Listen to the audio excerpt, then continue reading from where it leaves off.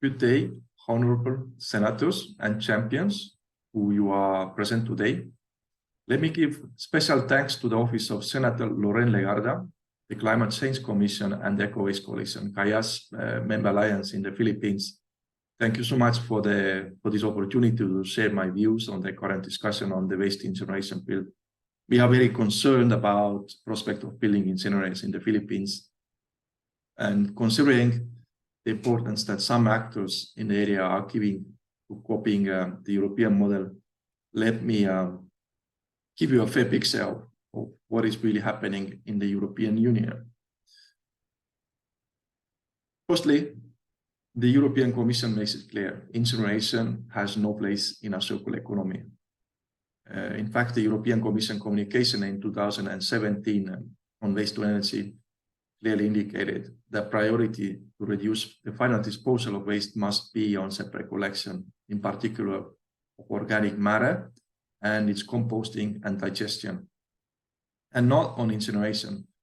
The text also called for divestment in incineration.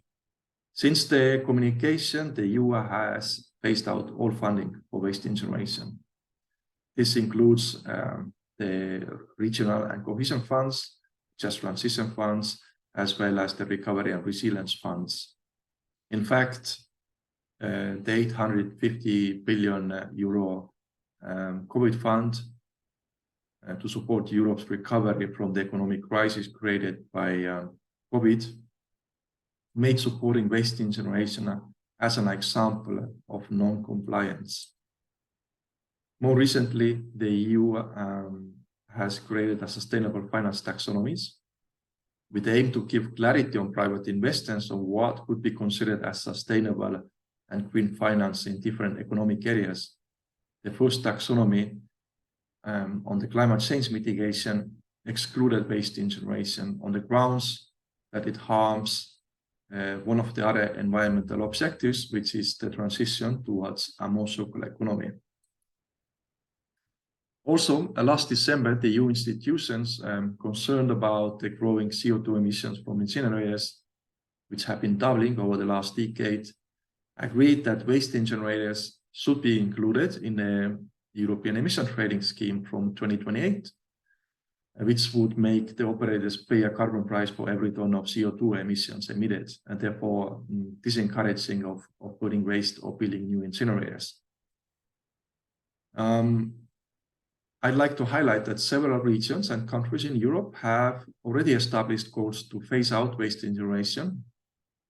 Good examples being Scotland, Catalonia, and Wales that have recently put a moratorium on incineration capacities, and others such as Denmark or Walloon and Flanders regions in Belgium have set targets to reduce the amount of waste incinerated, including closing down incinerators.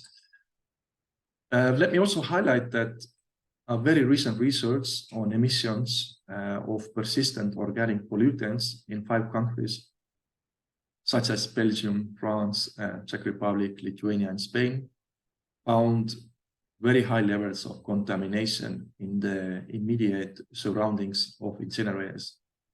For example, the analysis of chicken eggs sampled showed that the majority of eggs exceed the EU action limits for food safety.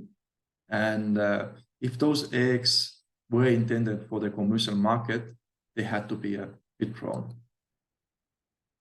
So from Zero Waste Europe, we invite those interested in good European practices to copy the systems and technologies that are operating in Europe in the framework of a circular economy, such as door-to-door collection models, the extended producer responsibility, or deposit and return systems for containers in the EU.